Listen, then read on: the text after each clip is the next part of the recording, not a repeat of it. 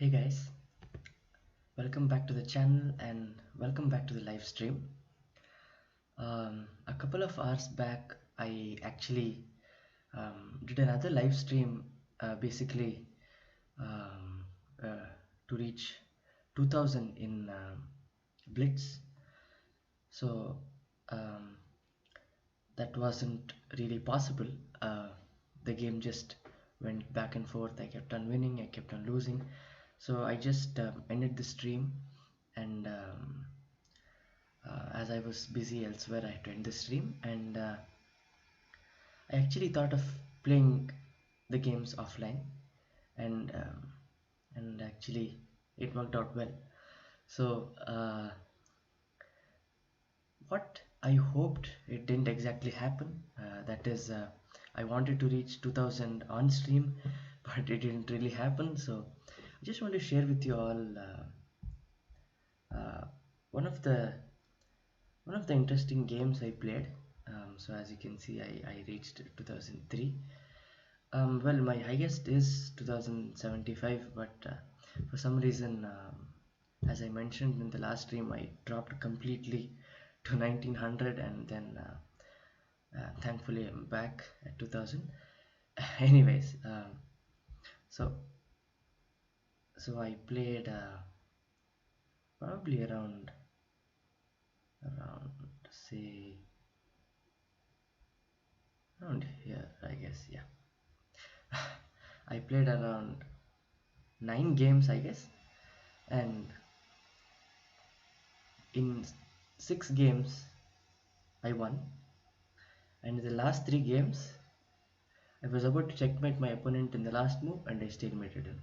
3 games continuously. That's totally ridiculous. I mean, I felt like banging myself, but well, it worked out.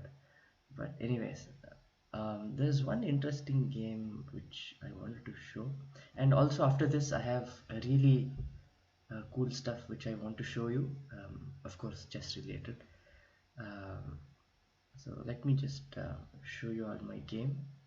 One of the game, I can't find it here. Which one was that? Yeah, this one.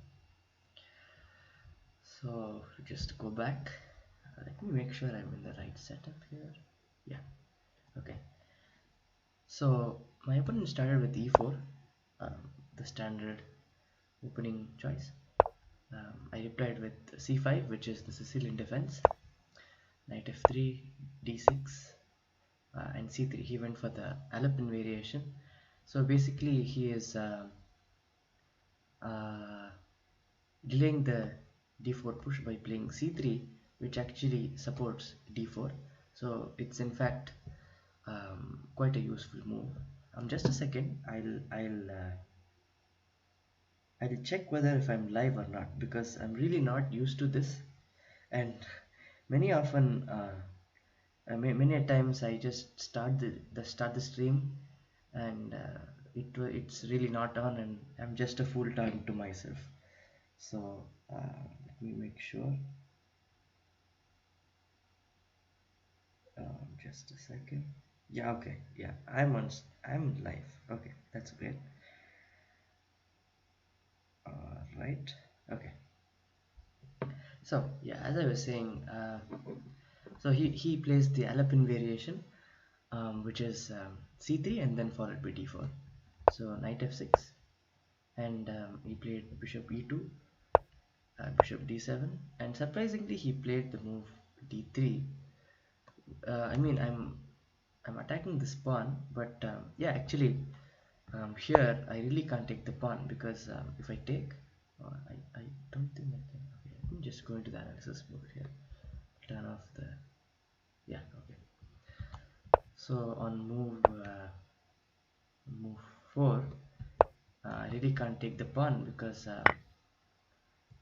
after queen a4 check I lose my knight. So he plays bishop e7, hoping I take the pawn, but to be honest, I've fallen several times to this trap, and now I'm used to it. So yeah, and he just protected his pawn. An active move would be like queen c2 and then followed by d4. Okay, he plays d3, and I played e6. He pins my knight with bishop g5, bishop e7, knight d2, and I castle, he castles. So this is quite common. Um, I think it's quite common because I can see around. This is not the right database, but elsewhere I checked. I think there was around 100 games or something like this in the same order.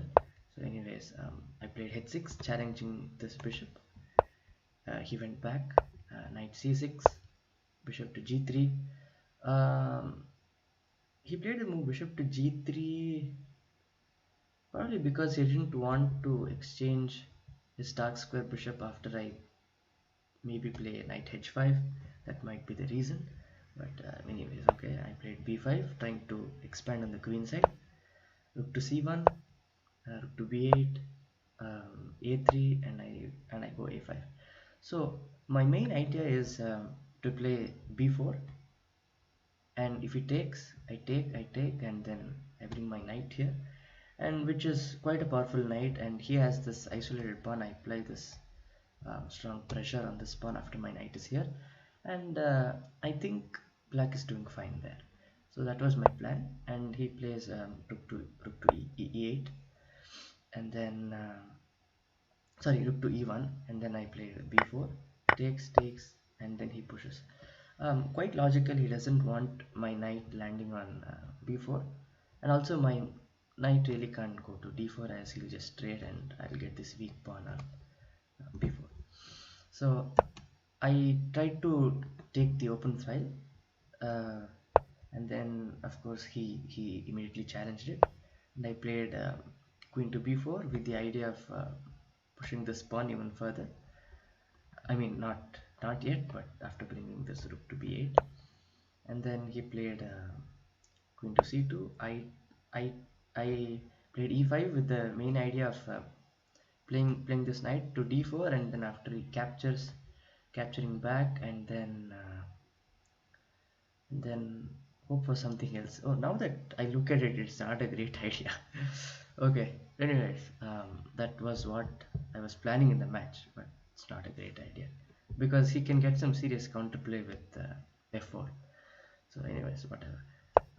He plays b3, and then I played the move rook to a3. So the main idea is I want to double up on this file, on the a file, and then try to um, try to put some pressure on this rook or something like that. Then he immediately takes, which I think was a mistake because after I take, this pawn is pretty advanced. I mean, it's only 2 squares away, and then protecting this pawn is not such a difficult job because as you can see, he brings the rook, and I bring my rook to a8, and then I don't know what rook a2 was, probably I don't understand rook a2. Okay, but I played queen to b4, just protecting the pawn, and he played knight to knight to b1.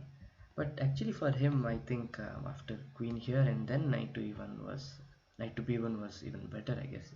But okay, he played this, and then I played the move bishop to g4 with the idea of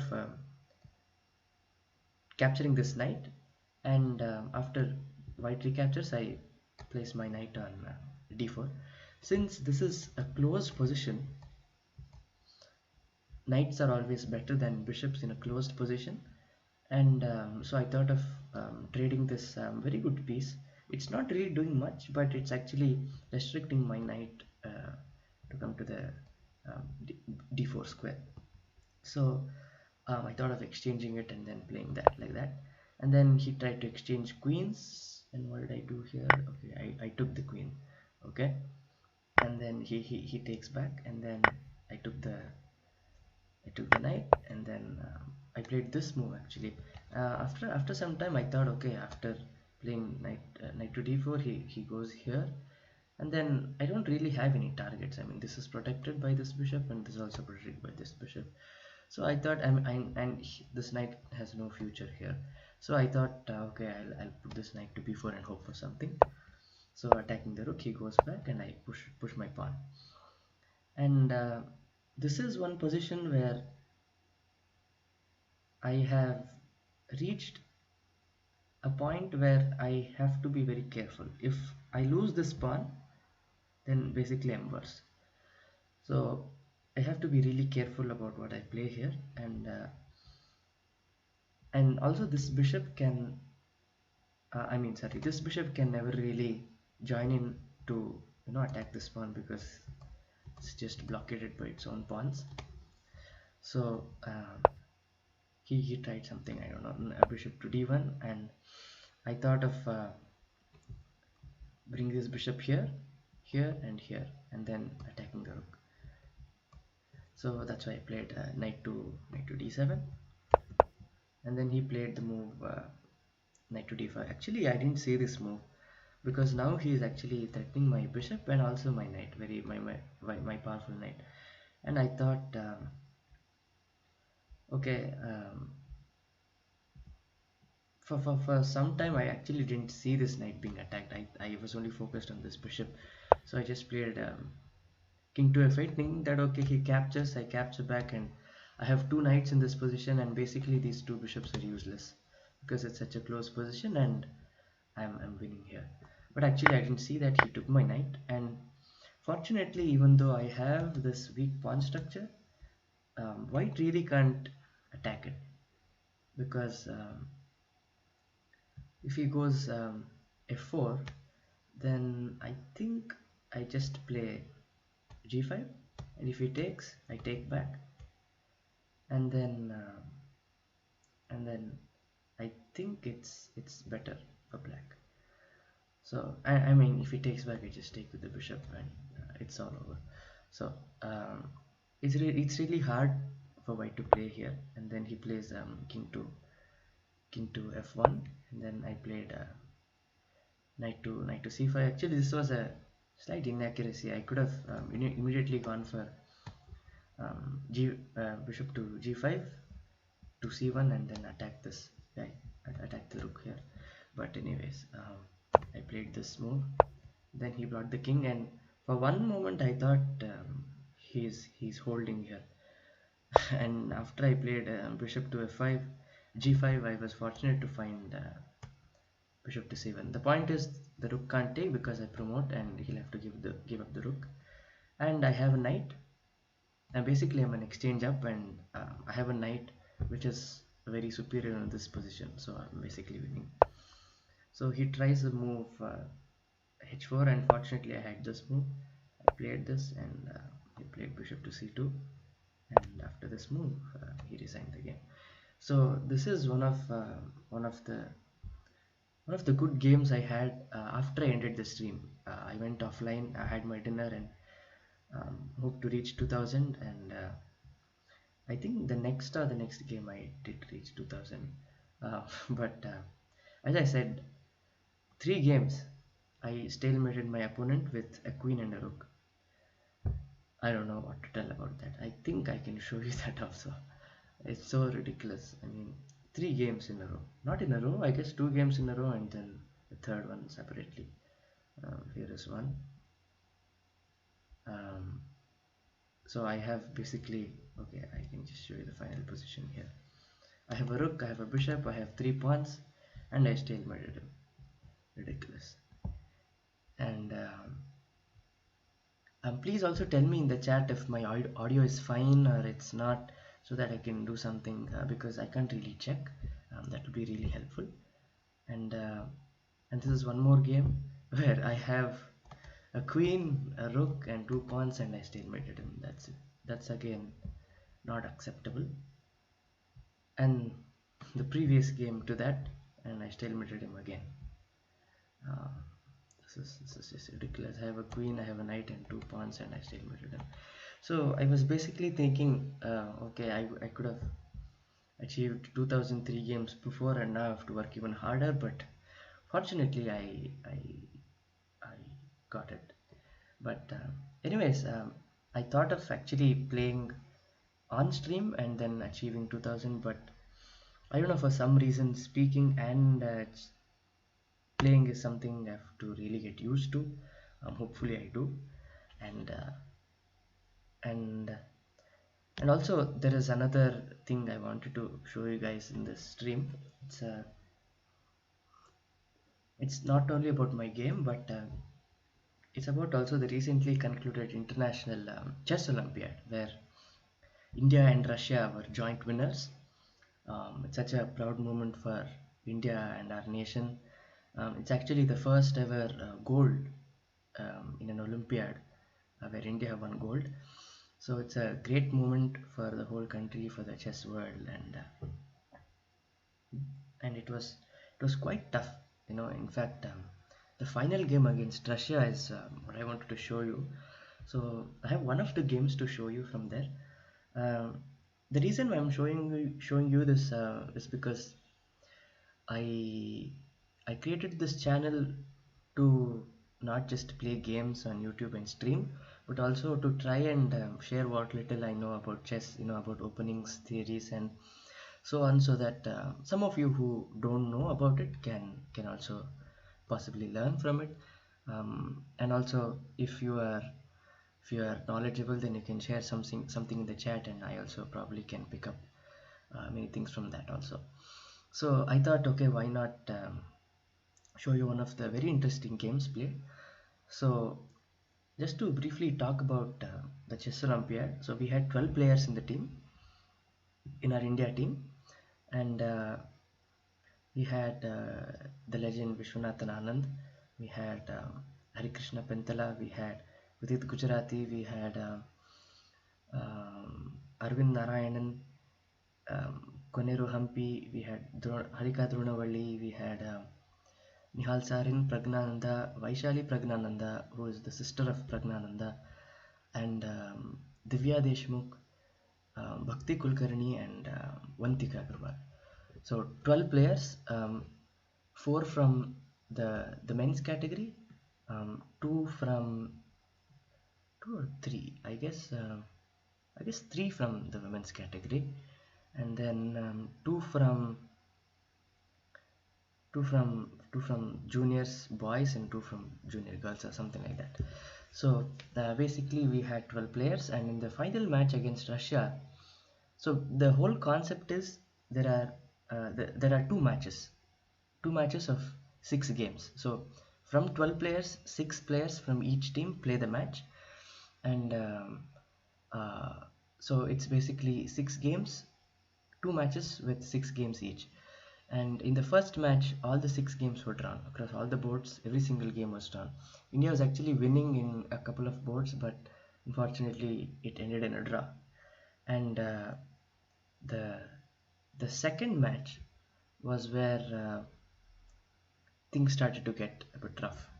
So 3 games were drawn in the second match, and the fourth game between Koneru Hampi and some other player, I don't remember her name, some Russian player.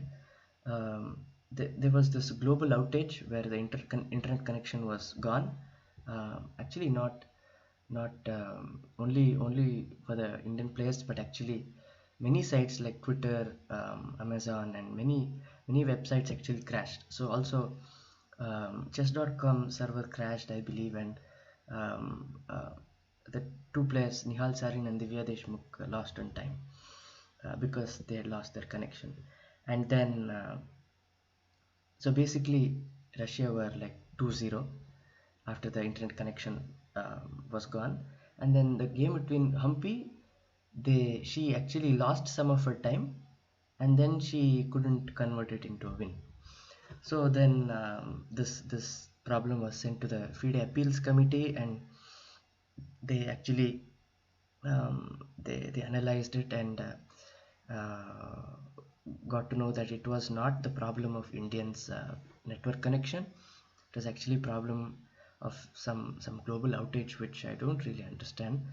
Maybe you can share some light on it, where many sites, websites, and servers crashed, and that was the reason.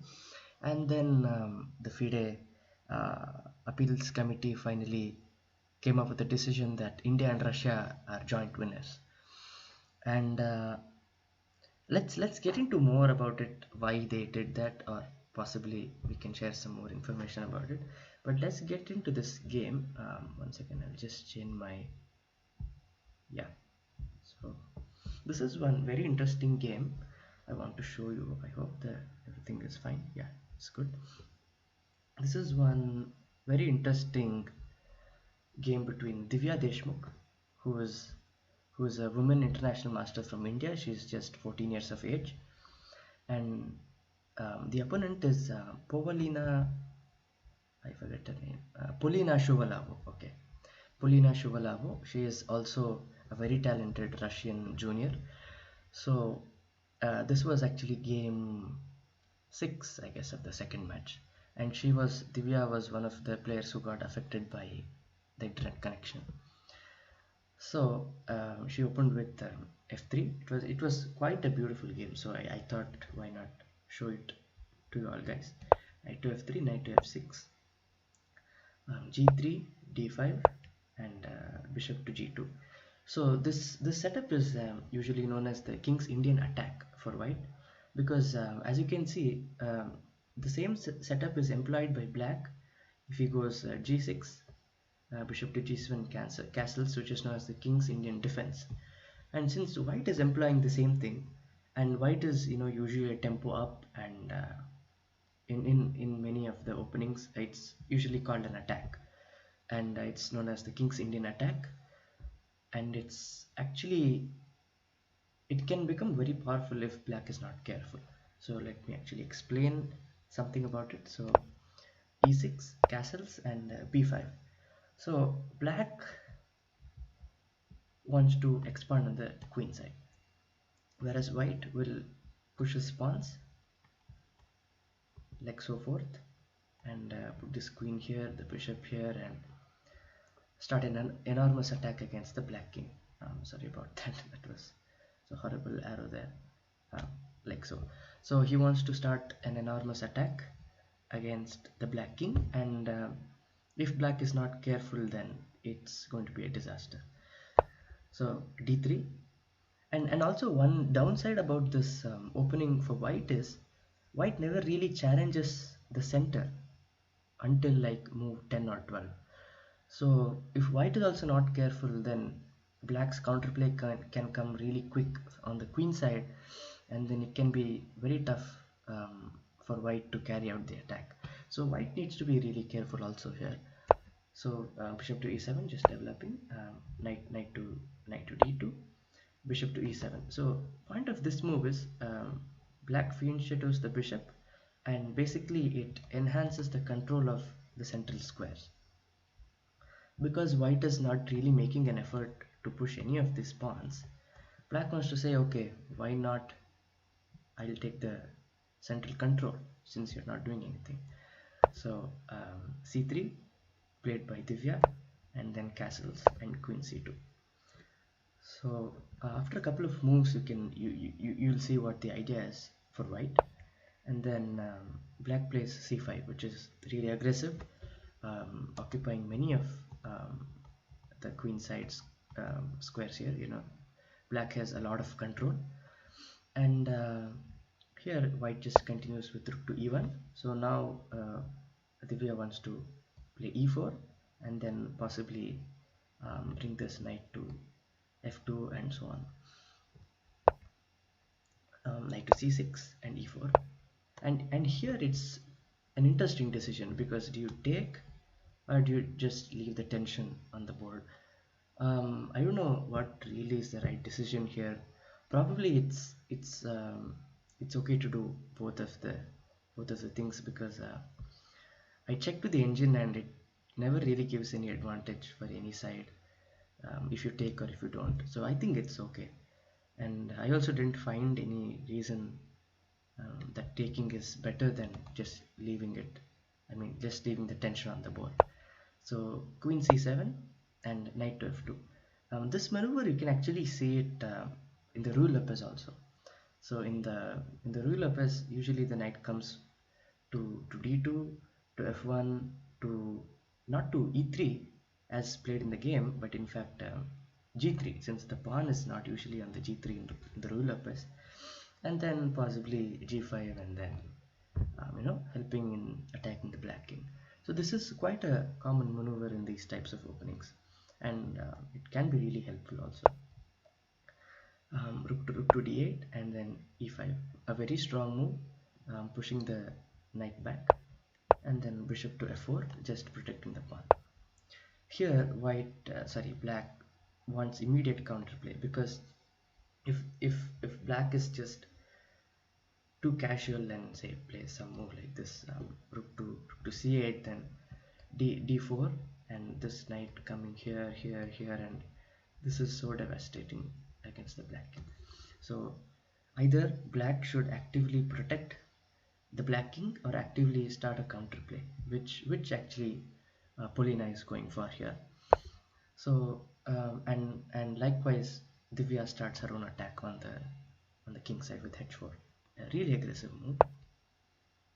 A4 and a3. This move is really important because it stops all of the counterplay for black on the queen side. Because now if you just go, sorry about that, knight to e3, then actually black can play b4, and you really can't take, because after takes, and your queen is hanging here, and after say rook to c8, there are some discoveries like knight takes here. So it's not really an option, because you don't have much control over this file. You can't really allow black to start some counterplay here. Either you bring your rooks here and then allow black to do that, or you just stop everything with a3. So that's one of the ideas here. um, and also you don't want to play rook to c1, because the whole idea of this opening is to bring all your pieces and start attacking the black king. And suddenly if you start playing on the queen side, then the play might get diverted, and black can equalize. So a3 stops everything. So now if b4 takes, and knight can't take because the black queen is hanging.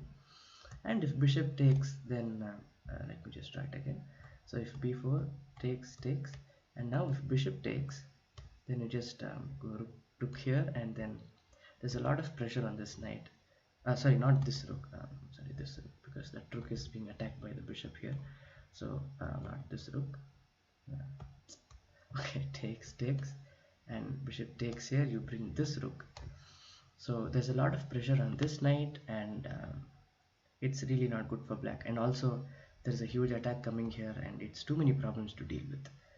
So a3 stops everything, and here Polina plays h6. This move also is really helpful in some positions. Like in an endgame, it offers black king an escape square. If you play g6 or h6, all the same. So and here in this position especially, it stops the knight from jumping onto the g5 square. So a good move. And then knight to e3, knight to b6.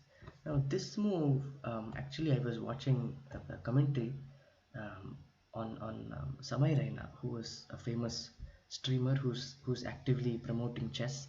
So actually many thanks to him for doing this noble work. And in that, actually Anish Giri, Grandmaster Anish Giri, was actually talking about this move not being very good, because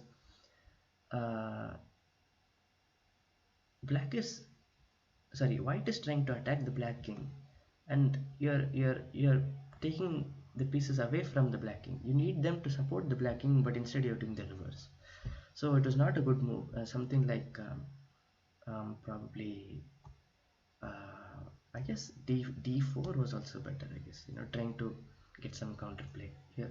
So knight to b6 was not a great move in this position, and knight to g4, and following the same pattern from here to here to here to here. So trying to attack, and bishop to e8, and queen to d2. So now Divya is ready to sacrifice on the square, and hopefully create a large attack on the black king. And actually, interestingly, there is one tactic here with bishop takes. So I can actually show you this.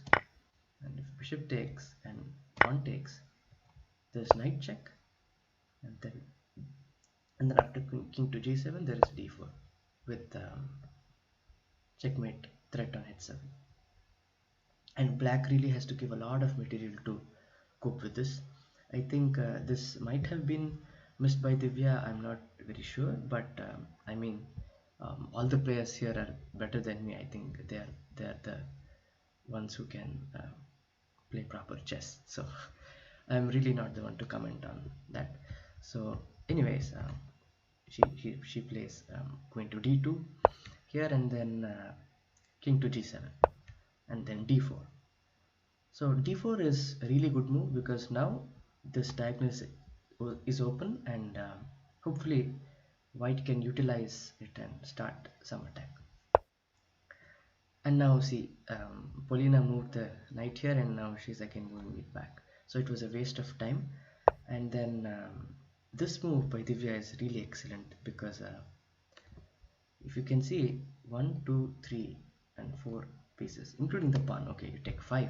5 pieces are ready to attack the black king, and Divya feels that it's not enough.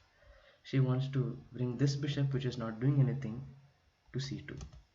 And of course, the bishop is not a rook to directly swing over to c2. It has to do this crazy maneuver like this. So she plays bishop to f1 and c4. So idea of c4 is to actually take away the d3 square from the bishop so that it cannot come to d3, and it will be really devastating. So okay, the white says, okay, if you take d3, so what, I have c2 square. So she plays e2, bishop to e2, and knight to e6, a very good move. Now Polina wants to bring the bishop to f5 square, sorry, the knight to f5 square, and probably create a blockade.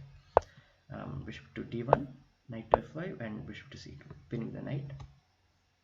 And then now, as you can see, there are 1, 2, 3, 4, 5, and including this pawn, 6 pieces attacking the black king.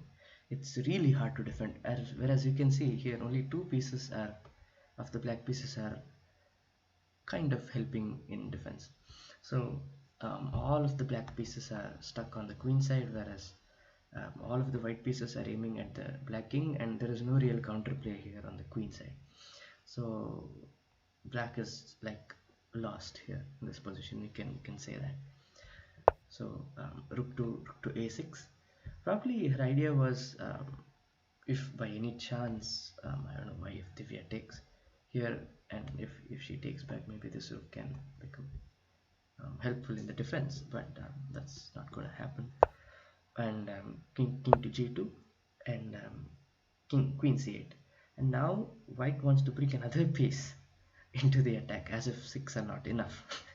And then now, excellent move, Divya plays rook to h1, and then now she wants to play h4, g4, of course by bringing the knight back, g4, and then g5, and busting open the black king's pawn structure. So king to g8, and here is where Divya's internet connection was disrupted, and India lost on time. I think she lost full of her time, I guess. Yeah, both Nihal Sarin and Divya lost all of their time. I think Nihal had a minute, and Divya probably had 2-3 minutes, I guess, at this point, and they both lost all of their time, and Russia actually gained 2 points.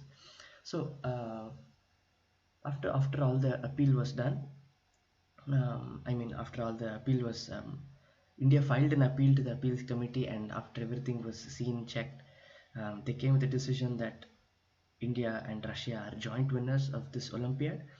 Maybe because the reason is 3 games were drawn, and Humpy's game was, I think she lost. Yeah, Humpy, she lost to a Russian player. I'm forgetting her name, but she lost to a Russian player. Nihal Sarin, at the time of the internet breakdown, the position was equal. So let's say that was a drawn game, and Divya's game here, this one, she is completely winning. It's probably 2.5 or 3 for white. So I think with that decision, uh, I think they thought that okay, if the matches, I mean, if the match would have continued, it would have been 6-6 again in match 2, and it would have been a draw, it would have gone to an Armageddon. But since this network outage or global outage, probably they didn't want to play the Armageddon. I don't know for what reason. They just declared both India and Russia as winners. Of course, there is some criticism on the decision made by Russia. Sorry, made by FIDE. Sorry about that, not by Russia. There is some criticism on the decision made by FIDE, saying that such a big events winners shouldn't have, just been declared just like that. At least these two games could have been they could have made to play again. But I think personally, I think this is the best decision I think they took, because realistically speaking, any decision other than this would have created a lot more controversies than this. So I think FIDE did a great job uh, in opting for this decision. And I mean, everyone has their opinion and everyone has the right to express it. There is nothing wrong in that. And I mean, you can't make everyone happy with whatever decision you take. So of course it's disappointing for Russia. We all understand that, but the circumstances were such that I think this decision had to be made. And yeah, India and Russia are joint winners uh, of the Olympiad. And also the Indian team is well deserving to be the winners. I mean, the Russia and Indian team were as deserving. They were equal. I mean, they had equal strength. Both of the teams were well deserved to be the winners, and I think this result was very fair in that manner. Our team did a great job, and I really want to congratulate all the 12 players for giving us such amazing chess, such amazing pride to our country. And hope this continues, and hope we get more success in the future. I mean, this team is absolutely amazing. The players, there's so much talent coming through, and just can't wait for what else will happen in the chess world. So this was one thing I wanted to cover about the chess Olympiad, which was such a great event. And also a huge thanks to Samay Raina. Actually, he has um, probably revolutionized the amount of people watching chess in the last maybe few weeks. I mean, actually, for this final game, I mean the whole final round, uh, the two the two matches which took place, there were around 65,000 people watching live. Probably not even for a cricket game in India, so many people go to the stadium. But it was such a revolutionary step taken by Samay Raina, Mr. Sagar Shah, I am Sagar Shah, and all the guests who were in their channel providing excellent valuable information, instructional moves, and many things like that. So huge thanks to everyone. They have just made made this Olympiad such a learning learning, what do you say, learning step for many aspiring chess players like myself. And it's great to see that. So anyways, thank you all so much for tuning in. um, this was actually, I wanted to show you guys more of actual chess which I was playing on this website, but I think I have to get used to talking and playing. So uh, so I opted to play it online. And then if I achieve 2000, probably I would show you today. And hope, and thankfully that happened. And yeah, that's about it for this stream. Thank you all so much for watching. There are two viewers who are watching this. Thank you all so much for tuning in. And I hope to cover more of these kind of amazing games which happen, and also would like to share some openings, middle game strategies which I find interesting, which I want to learn next, and hopefully I can share it with you guys also. So and also with that, I'll also stream such games where I play. And once again, thank you all so much. Um, Hope to see you soon. Thank you all so much for tuning in, and thank you. Bye.